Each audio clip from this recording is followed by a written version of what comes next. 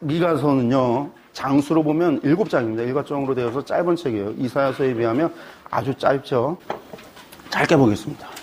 미가서는 한마디로 말한다면요, 주와 같은 신은 어디 있으리까? 라는 말입니다. 이게 미가가 마지막에 7장에서 하시는 말씀이에요. 주와 같은 이가 어디 있는가? 우리 이사야서 봤잖아요. 세상에 주와 같은 이가 어디 있습니까? 하나님 같으신 신이 어디 있습니까? 하나님 같으신 분이 어디 있습니까? 근데 요게 미가의 외침이에요. 다 미가 제목은요, 누가 여호와 같은 자인가? 의미 자체가 그렇습니다. 미가라고 하는데요. 이 작은 전원도시 모레셋의 출신이라고 합니다. 예루살렘에서 남서쪽으로 한 32km 떨어져 있는 아주 작은 도시인데 여기 출신입니다. 동시대 선지자로는요, 아모스, 호세아, 이사야가 있었습니다. 이름 그대로 주와 같은 신이 어디 있으니까 그가 이제 마지막에 하는 외침인데, 이 외침 그대로 결국은 하나님의 심판과 또한 그 하나님의 회복과 그 구원하심에 대해서 이야기하고 그가 결국은 외치는 것은 주와 같은 분이 어디 있습니까? 라는 거예요. 제발 여러분들 하나님 좀 알으세요. 이러는 거예요. 반업. 없습니다. 라는 얘기. 제발 이 하나님 좀 알아달라라는 거예요. 이 하나님 좀 알아달라. 간절한 외침이에요. 당시에는 아수르가 고대 중동 지역 정복했던 때인데, 앞서 얘기했던 대로 생각하세요. 그러니까 히스기야는요, 요담 아하스 히스기야인데 히스기야 시대라고 생각을 하시면 돼요. 사마리아와 예루살렘의 멸망에 대해서 예언을 하고 있는데, 사마리아 예언했으니까 BC 722년 전에 예언을 했겠다라고 생각을 하지만 미가서에서 나오는 건 선지자들 가운데 처음으로 예루살렘 멸망에 대해서 예언을 하고 계세요. 근데 성전 멸망은 누구의 죄 때문이다? 히스기야 왕의 죄 때문이잖아요. 그래서 저희가 이제 미가서 같은 경우는 사마리아에 대한 예언을 하고 있긴 하지만 미가서 전체가 우리가 히스기야 시대를 대상으로 배경으로 삼아서 이해를 좀 해야 되겠다라고 말씀을 드리겠습니다. 그러니까 이 히스기야 시대니까요. 히스기야 하면은요, 어떤 시대입니까? 아하스 시대를 지났어요.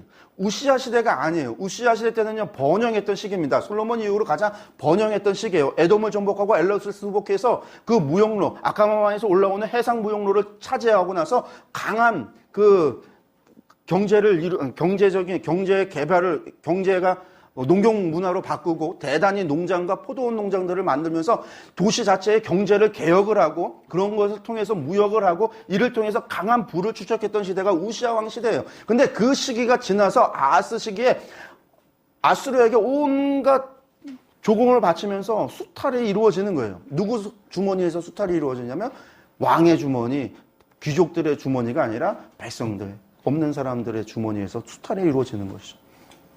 그러고 나서 무슨 일이 있었어요? 사나리비에서 46개 성읍이 멸망당하고요. 히스기야, 예루살렘만 남아요. 이 유다의 경제가 거의 파탄이 난 거예요. 그런 상황 속에서도 있는 자와 가진 자, 부한 자와 없는 자, 이 문제가 발생을 하고 있는 거예요. 이때 미가의 이야기는요, 너희 지도자들 때문에 나라가 멸망한다라는 거예요. 너희들의 악을 행하고 불의를 행하는 것 때문에 이 나라가 멸망한다라는 거예요. 이 예루살렘이 멸망한 것도 너희 때문이라는 거예요. 너희잖아요. 히스기야 때문이잖아요. 이 이야기가 누가 했냐면 아모스의 이야기와 그래서 비슷해요. 여로보암 2세 때하고 미가하고는 차이가 좀 있지만 유다와 북이스라엘의 차이라고 생각하시면 되겠고요. 북이스라엘에 있었던 그 경제적인 번영 속에서 있었던 빈부격차, 그 가운데서 행해졌던 불의와 악에 대한 이야기였다면 미가는요, 그거보다 더 심한 어떤 시대냐면, 그러니까 한마디로 말해서 여로보암 2세는 세종대왕 시대처럼 혹은 영조 시대처럼 우리나라가 전쟁 이후에 다시 경제가 좀 부흥되고 대동법을 시행하고 여러 가지 법들을 시행하면서 나라가 많이 안정화됐던 그런 식의 가진 자와 부한 없는 자의 문제가 아니라 일제시대 때에 수탈당하는 백성들과 수탈해서 조공바치고 수탈해서 자기 배 채우는 친일파 같은 놈들이 득실되던 그런 시기에 하는 메시지예요. 같은 문제, 빈부격차에 대한 문제이긴 하지만 대상이 달라요. 그래서 미가서는요, 이 지도자들에 대해서 아주 리얼하게, 아주 강하게 메시지를 전해요. 니들 때문에 나라가 망한다. 그러니까 큰 교회들에서는 설교를 안 하죠. 이 미가서 본문 가지고요. 서울에서도 본문 안 해요, 이거. 왜냐면 이거는요, 예루살렘과 사마리아, 수도가 큰 도시잖아요. 그러니까 서울 같은 데서는 설교가 안 해요. 저처럼 충주같이 조그마한 데서는 되고, 저처럼 작은 교회에서는 하고, 큰 교회에서는 못 하는. 예, 그런 배경 정도 생각하시면 되겠어요. 넘어갈게요. 여러분들 참고하시고 배경은 여러 번 선교를 말씀을 드렸으니까 넘어가셔서 보시면 되겠고요. 미가가 요단부터 히스기야지만 아마 히스기야 시대를 전적인 배경으로 보고 이야기하겠습니다. 남유다가 북이스라엘에 임박한 심판, 선포와 회개를 촉구하고 있습니다. 지도자들의 책망, 지도자들의 죄 때문이다. 그 선판을 선언하고요. 대신에 도래해야 할 나라 메시아의 탄생에 대한 예언을 하고 있습니다. 들어가서 보면 7장으로 되어져 있다고 그랬는데요. 1장부터 3장까지는요. 하나님의 백성들에게 임할 심판을 예고를 하고요. 4장과 5장에서는 하나님의 백성에게 도래해야 할 나라, 회복할 나라, 그 나라에 대해서 이야기를 합니다. 그러니까 그 나라가 무슨 나라냐면 메시아를 통해서 이루어질 나라예요. 그 메시아, 그 왕은, 그 메시아는 또 어디서 태어나냐면요. 예루살렘과 사마리아, 이 서울이나 이런 도시가 아니라 평양이나 서울 같은 데가 아니라 저희 충주같이의 작은 도시 베들레헴과 작은 그 에브라다의 작은 고을 그런 곳에서 예수님께서 메시아가 태어난다라는 이야기예요. 그리고 6장에서 7장까지는요. 하나님의 백성에게 임할 심판과 미가의 신실함에 대해서 이야기합니다. 그러니까 하나님의 백성에게 임할 심판, 하나님의 백성에게 임할 심판, 가운데 하나님의 백성에게 도래할 나라. 좀 이게 대꾸를 이루고 있구나. 그 정도로 생각을 하시면서 보면 되겠고요. 또 두 가지 이렇게 갑니다. 반복을 하는데 사마리아 예루살렘을 향한 심판을 예언하고 심판의 이유에 대해서 왜 심판하는가? 죄를 지적하는 이야기가 나와요. 그 죄 가운데서 또 누구의 죄 때문이냐? 지도자들 때문에. 예루살렘과 사마리아가 죄가 있고 또 그 중에서도 지도자들의 죄가 있다라고 지적을 하시는 거예요. 그 다음에 여호와의 날에 회복은 무엇이냐? 여호와의 날에 임할 회복이. 누구를 통해서요? 메시아를 통해서, 그분의 통치를 통해서 온다라는 거예요. 이런 지도자들 아니고 이런 참된 지도자가 오신다라는 이야기죠. 다시 백성에 대한 심판을 얘기하는데 이때는 뭐냐면 하나님께서 한번 소송하면 재판 자리에 와서 우리 한번 변론해보자, 한번 따져보자. 하나님께서 그 얘기를 하세요. 얼마나 답답하고 기가 막히고 하시면 하나님께서 재판 좀 받자라는 거예요. 하늘과 땅이 재판관이 돼서 재판 좀 받자라는 거예요. 그리고 너희가 한번 대답해봐라 하는데 아무도 대답을 안 해. 그러니까 미가가 대신 이야기를 해요. 그러고 나서 6장에서 7장 사이에서 피할 수 없는 심판. 심판이 정해졌어. 피할 수 없어요. 돌이킬 수 없어요. 피할 수 없는 심판. 그것을 인해서 미가의 탄식과 슬픔에 대한 이야기가 나와요. 그리고 나중에 마지막에 미가가 이스라엘을 향해선 회복의 기도를 해요. 그러니까 이것은 이스라엘 백성들이 임해야 될 심판에 대한 이야기인데 그 가운데 미가가 답변을 하고 탄식을 하고 기도를 하는 그 미가의 신실함. 그것에 대한 이야기가 마지막 세 단락에서 이루어지고 있다는 겁니다.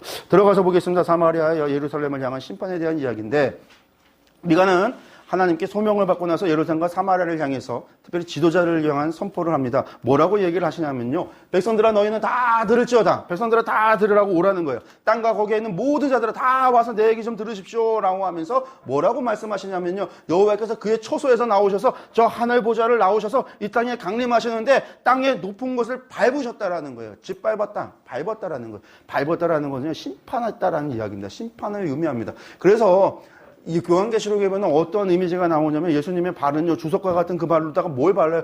포도주 틀을 밟아서 짜내잖아요. 그것이 심판이에요. 그곳에서 피가 넘쳐 흘려요. 하나님의 심판이 밟으셨다라는데 어디를 밟았냐? 땅의 높은 곳을 밟았다라는 거예요.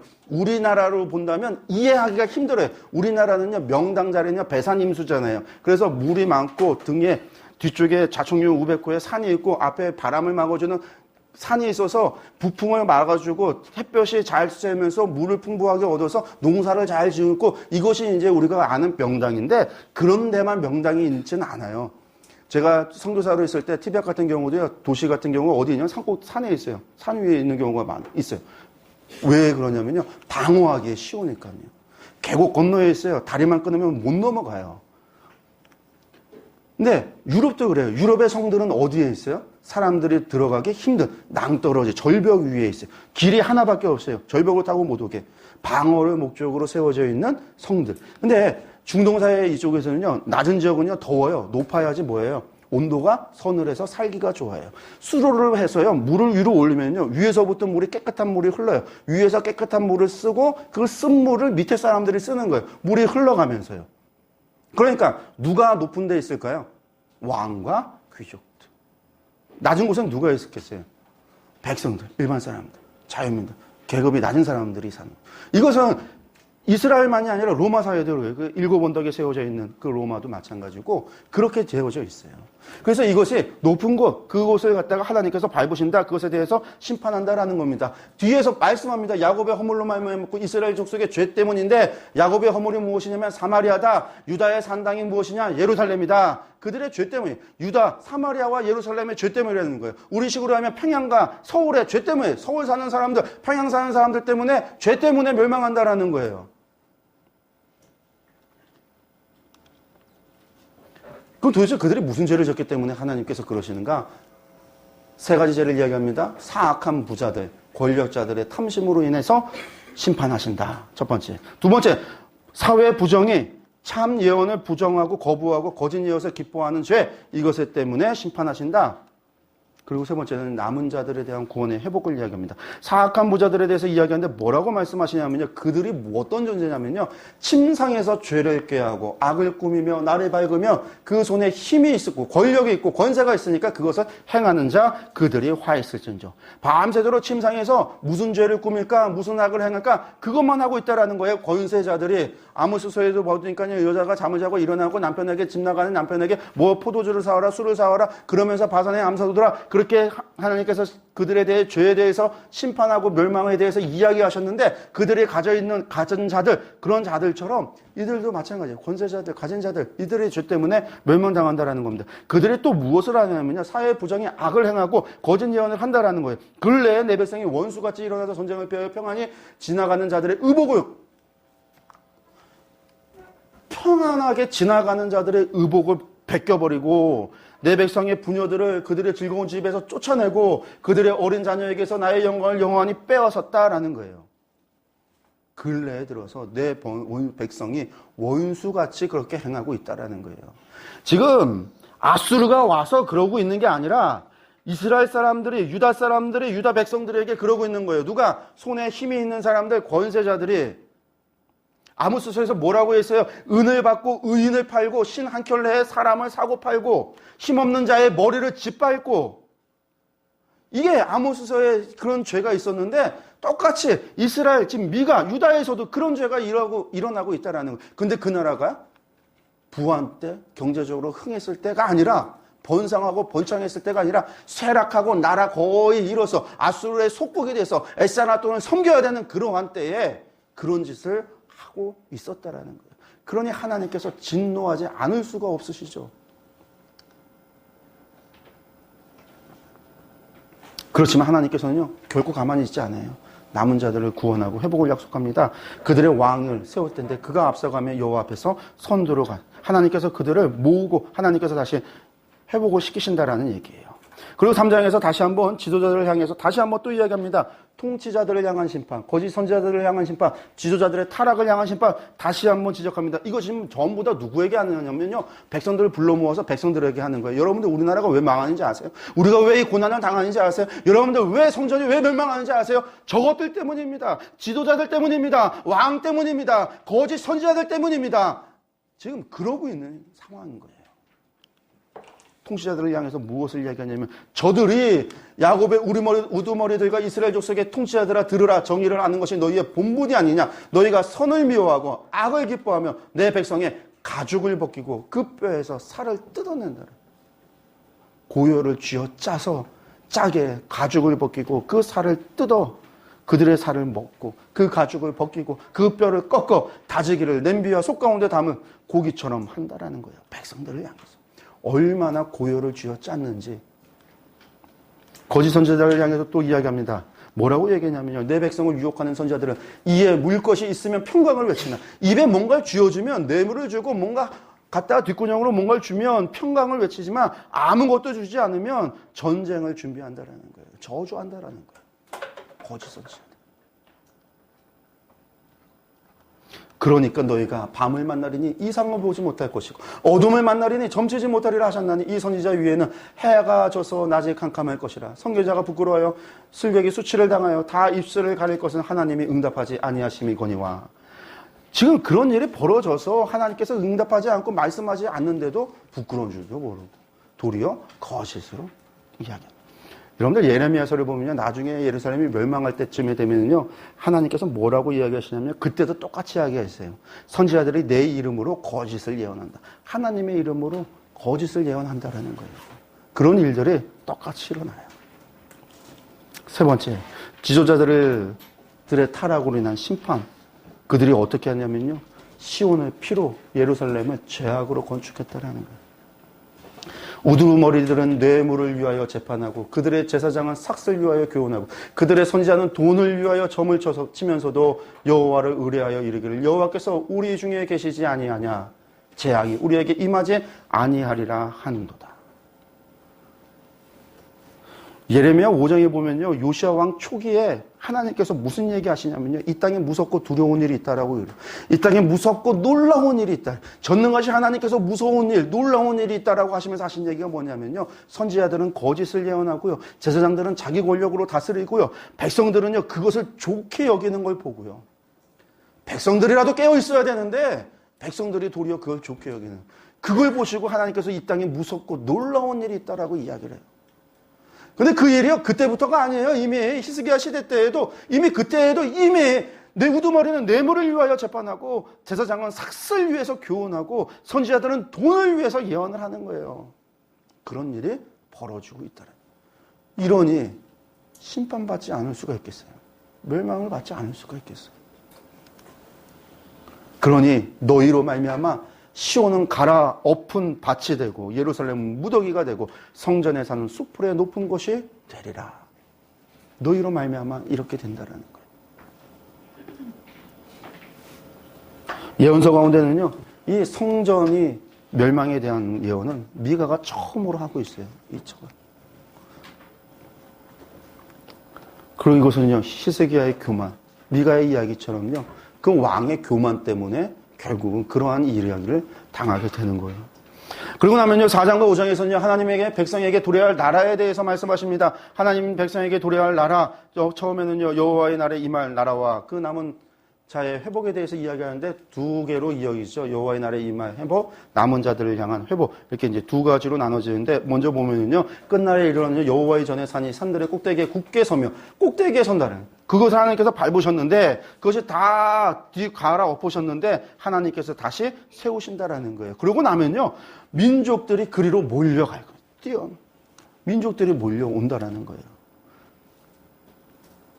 여호와의 산에 올라 야곱의 하나님의 전에 이르자 이방 사람들 가르며 이르기를, 많은 사람들이 그렇게 온다라는 거예요. 그날에는 이스라엘만이 아니라 온 백성. 그리고 남자들에 대한 회복에 대한 이야기를 합니다. 딸 시온이여 해산하는 여인처럼 힘들여 나을지어다. 이제 내가 성읍에서 나가서 들에 거주하며 또 바벨론까지 이르러 거기서 구원을 얻으리니 여호와께서 거기서 너를 내 원수들의 손에서 속량하시겠다.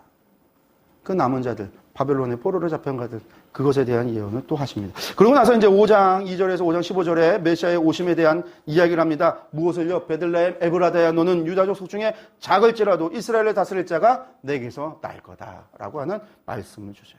그러고 난 다음에 다시 문화적으로 가운데 있었던 회복의 중심이지만 다시 한번 돌아와서 6장부터 7장까지는요, 하나님의 탄식과 미가의 답변과 기도, 이것이 반복되어져서 나옵니다.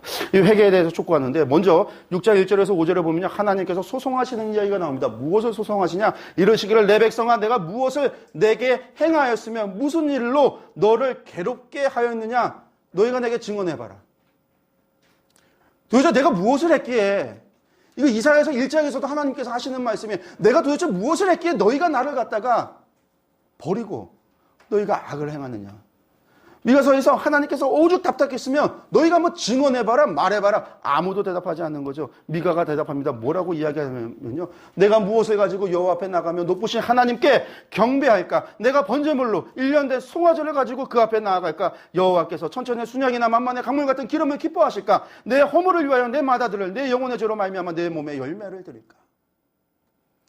이스라엘 사람들이 천천의 순양이나 만만의 강물 같은 기름으로 하나님께 나아갔어요. 셀 수 없는 제사를 하나님 앞에 제물을 가지고 나아갔어요. 이사야서 1장에서 이미 우시야 왕 때에도 그랬어요. 그들이 그렇게 했어요.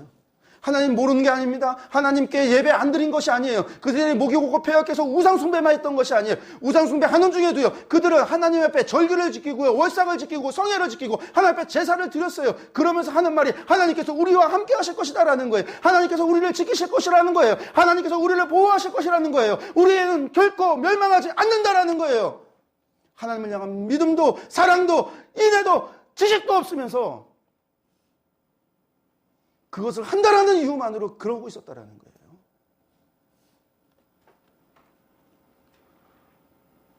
사람이 주께서 선한 것이 무엇임을 내게 보이셨나니 여호와께서 내게 구하시는 것은, 우리에게 구하는 것은 오직 정의를 행하며 인자를 사랑하며 겸손하게 내 하나님과 함께 행하는 것이 아니냐. 이러면 이게 모세율법에 요약해 놓은 거예요. 모세율법을 한마디로 이야기한다면 정의를 행하고 인자를 사랑하고 겸손하게 하나님과 함께하는 것. 율법을 주신 이유가 하나님께서 우리의 하나님이 되시기 위해서, 내가 거룩하니 너희도 거룩해서 내가 너희와 함께하겠다, 동행하겠다, 동거하겠다. 이를 위하여 내가 너희를 거룩한 자가 되게 하겠다. 너희가 부정하여 죄인이지만 내가 그 죄를 용서할 것이요, 너희가 부정하지만 내가 너희를 정결케 할 것이요, 너희를 내가 다시 거룩하게 할 것이다 라는 거예요. 하나님께서 은혜로 우리를 거룩하게 하셔서 우리와 함께하는 것, 이를 위하여 우리에게 요구하신 것은 다른 것이 아니라 공의를 행하는 것, 정의를 행하는 것, 인자를 사랑하는 것. 그래서 율법의 완성이 이웃을 내 몸과 같이 사랑하라, 레위기 19장에 있는 말씀을 가져다가 예수님께서도 말씀하셨고 바울 사도도 로마서 13장에서 그 얘기를 하시는 거예요. 이게 율법의 전부예요. 인자를 사랑하는 것, 정의를 행하는 것, 그리고 하나님과 함께하는 것. 하나님께서 원하시는 것이 그거라는 겁니다. 제사를 드리는 것, 천천의 순양과 만만의 기름을 기뻐하시는 것이 아니라 하나님께서 원하시는 것은요, 우리가 하나님과 함께하는 것이요. 언제까지요? 이 땅에서 10년, 20년, 100년이 아니라 영원토록, 영원까지 하나님과 함께하는 것이요. 그래서 요한 1서에서는요, 영생이 무엇이냐면 하나님과 더불어 함께하는 것이 영생이라는 거예요. 하나님과 함께하는 것이 영생이라는 거예요. 그저 길게 사는 것이 영생이 아니라, 우리가 그렇게 바라고 원하는 거, 구원받아 영원히 사는 영생, 그게 다른 게 아니라 하나님과 함께한다라는 거예요. 이 땅에서 하나님과 함께하는 것, 이를 위하여 율법을 주셨고요, 이것을 위해서 하나님 나라를 세우셨고요, 이것을 위하여 우리를 택하여 거룩한 백성으로 삼으신 거예요. 이것을 위하여 예수 그리스도를 이 땅에 우리에게 보내주셨어요. 근데 우리는요, 하나님과 함께한다라는 거 없어요. 개념이 없어요. 하나님과 함께한다라는 생각을 갖질 않아요. 하나님 따로 우리 따로예요. 천국 같아요. 구원받아 천국 가면요, 궁궐 같은 집에 금은보화로 가득한 그 집에서 아픔도 없고 슬픔도 없고 영원히 행복한 삶을 살아요. 거기에는요, 하나님이 빠져 있어요. 천국에서 하나님을 예배한다니까요, 청년들이 싫어해요. 아우, 재미없어. 천국 싫다고 그래요. 왜? 예배가 재미가 없는데 천국 가서 영원히 예배한다니까 그게 싫다라는 거예요. 근데 우리가 하는 얘기, 천국 보고 왔다는 사람들이 하는 얘기는 전부 그거예요. 천국에 금은보화 있는 그 집에, 내 집에 그것이 있다라는 거예요. 아니요. 하나님과 함께하는 것이 영원이에요.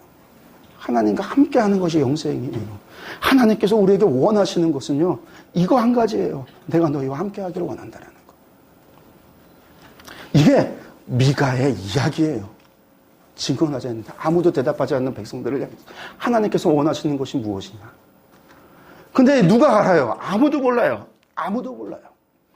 결국은 하나님의 심판을 피할 수가 없어요. 피할 수 없는 그 심판에 미가가 탄식을 해요.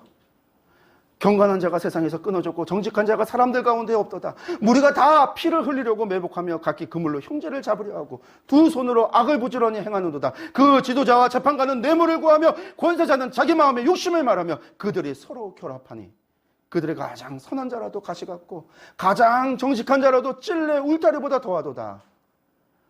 여러분들, 이런 현실인 거예요. 미가가 바라보는 현실이에요. 그런데 그럼에도 미가는요, 하나님 앞에 기도할 수밖에 없어요. 하나님의 약속이 있으니까요. 하나님의 그 인자를 아니까요. 하나님이 어떤 분이신지를 아니까요. 그가 하나님 앞에 회복의 기도를 합니다. 그게 18절 마지막, 그의 미가 당신의 이름과 같이 주와 같은 신이 어디 있을까? 이렇게 패역한 백성인데도 불구하고요, 하나님께서는요, 죄악과 그 기업에 남은 자의 허물을 사유하시며 인애를 기뻐하심으로 진노를 오래 품지 아니하시나이다. 그럼에도 진노를 품지 않고 여러분들 그들을 용서하신다는 거예요. 다시 우리를 불쌍히 여기셔서 우리의 죄악을 발로 밟으시고 우리의 모든 죄를 깊은 바다에 던지실 것이다. 그러고요, 마지막 주께서 옛적에 우리 조상들에게 맹세하신 대로 야곱에게 성실을 베풀고 아브라함에게 인애를 더하시리라. 도대체 이와 주와 같은 분이 어디 있는가? 여러분들 신명기서 4장 29절에서 그러나 내가 거기서 내 하나님 여호와를 찾으면 마음을 다하고 뜻을 다하여 그를 찾으면 하나님 만나주신다. 신명기 첫 번째 설교의 결론이라고 말씀을 드렸을 거예요. 그 말씀 그대로 그곳에서 하나님께서 인애를 더하신다라는 거예요. 조상들에게 맹세하신 대로 약속하신 대로 그 성실을 베푸실 것이라는 거예요. 이게 미가가 붙잡고 기도하는 거예요. 이것을 정리하면요, 주와 같은 신이 어디 있을까? 여러분들 주와 같은 신이 어디 있겠습니까? 하나님의 인자와 긍휼이 무궁하시기에 범죄한 이스라엘을 사랑하시고 그들을 구원하시는 그런 하나님이십니다. 그 하나님의 사랑이에요. 이것이 미가의 외침입니다. 호세아의 마지막 외침도 다르지 않아요. 누가 지혜가 있어 이런 일을 깨닫고 누가 총명이 있어 이런 일을 알겠느냐? 하나님의 이 사랑을 누가 알겠느냐? 하나님의 이 마음을 누가 알겠느냐? 에브라임아, 내가 너를 어찌 버리겠느냐? 이렇게 외치시는 하나님의 그 마음을 누가 알겠느냐라는 거예요. 도대체 누가 어느 신이 있어서 누가 있어 이런 여호와를 알겠느냐? 여러분, 나중에 결국 하나님이 아는 지식이 없어서 북이스라엘이 멸망을 당합니다. 유다가 멸망함도 다르지 않아요. 여호와를 아는 지식이 없어 그들이 결국 멸망에 이르러요. 나중에 예루살렘이 무너지고 그 폐허가 된 성읍에 그 예루살렘에 예레미야가 올라옵니다. 포로되었던 예레미야가 풀려나서 돌아와서 그 끔찍한 현장을 봐요. 다 무너진 그 끔찍한 현장에서 그가 슬피 애통하며 애가를 불러요. 그런데 그 죽음의 현장, 그 폐허 속에서 예레미야가 깨닫게 되는 게 뭐냐면 하나님의 인자와 긍휼, 그 사랑을 깨닫게 되는 거예요. 누가 있어 그 하나님을 알고 주와 같은 분이 누가 있는지 누가 알고 누가 총명이 있어 깨닫느냐라고 얘기했는데, 예레미야가 거기서 그것을 깨닫고 그가 그 사랑을 깨닫고 나니까 멸망이 돼서 이게 멸망이 되어졌지만 또다시 하루가 지나고 새벽이 오고 아침이 오는 걸 보는 거예요. 이 날이 지나면 7년이 지나면 하나님께서 70년이 지나면 하나님께서 약속하신 대로 다시 돌아올 것이다. 새로운 아침이 오듯이 범죄한 유다에게도 새로운 날, 새로운 아침을 허락하시는 하나님의 사랑과 그 인자, 그 성실하심을 깨닫고 그가 그 슬픈 애가 가운데 하나님의 인자하심이 무궁하다고, 하나님의 그 성실하심이 놀랍다고, 무궁하다고 노래할 수밖에 없었던 거예요. 여호와의 인자와 긍휼이 무궁하심으로 우리가 진멸되지 아니합니다. 이것들이 아침마다 새로우니 주의 성실하심이 크시도소이다. 예루살렘을 멸망을 겪고 나서야, 그 심판을 겪고 나서야 그제서야 깨닫게 된 겁니다. 하나님의 사랑을요, 그 긍휼하심과 그 성실하심입니다. 하나님의 인자하심이 영원함을, 다윗이 그렇게 시편에서 수없이 노래했던 하나님의 인자하심, 그 헤세드가, 그 언약을 지키기 위하여 지키시는 하나님의 그 사랑이 영원함을 멸망을 겪고 나서야 깨닫게 되는 거예요. 우리 이 시간에 정말 이 찬양, 함께 찬양하면서 우리가 좀 마무리했으면 좋겠어요. 우리가 예언서를 지금까지 유에서부터 해서 이제 미가서까지 봤고요. 내일 이제 우리가 다시 또 하박국부터 시작해서 예언서를 보게 됩니다. 스바냐, 하박국, 나훔서, 그리고 이제 예레미야, 에가, 오바댜, 에스겔, 그리고 다니엘로 이어지는, 그리고 마지막 말라기까지 가게 되어지는 그 예언서를 보면요, 하나님의 사랑이 참으로 처절하세요. 정말 이와 같은 신이 있을 수 있을까?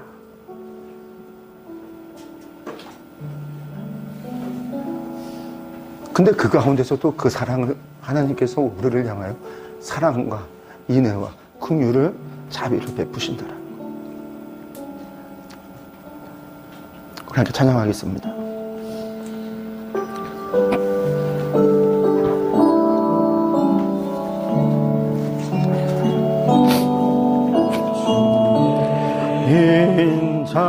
인자는 끝이 없고 그의 사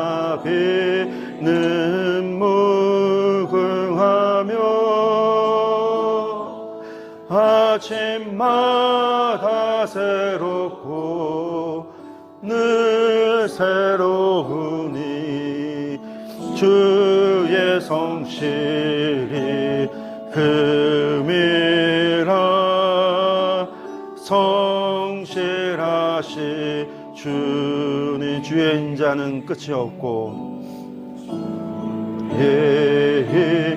자는 끝이 없고 그의 자비는 무궁하며 아침마다 새롭고 늘 새로우니 주의 성실이 금이라 성실하시 주. 우리 눈을 감고 주의 인자는 끝이 없고 인자는 끝이 그의 자비는 무궁하며 자비 아침마다 새롭고 늘 새로우니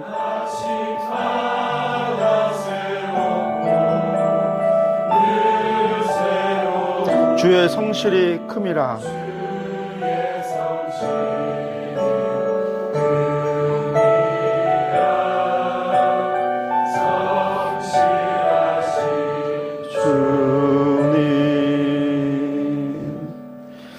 주의 인자는 끝이 없고 그의 자비는 무궁하며 아침마다 새롭고 늘 새로우니 주의 성실이 큼이라. 아멘. 주님,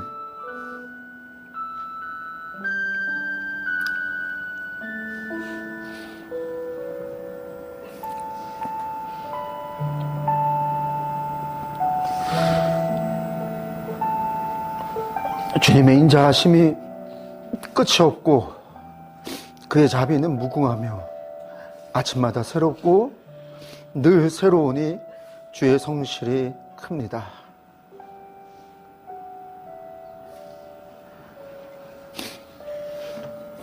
하나님의 그 인자와 하나님의 그 자비와 하나님의 그 사랑과 하나님의 그 긍휼을 깨달아 알게 하여 주옵소서. 하나님의 그 마음과 심정을 깨달아 알게 하여 주옵소서. 예수님의 이름으로 기도했습니다. 아멘.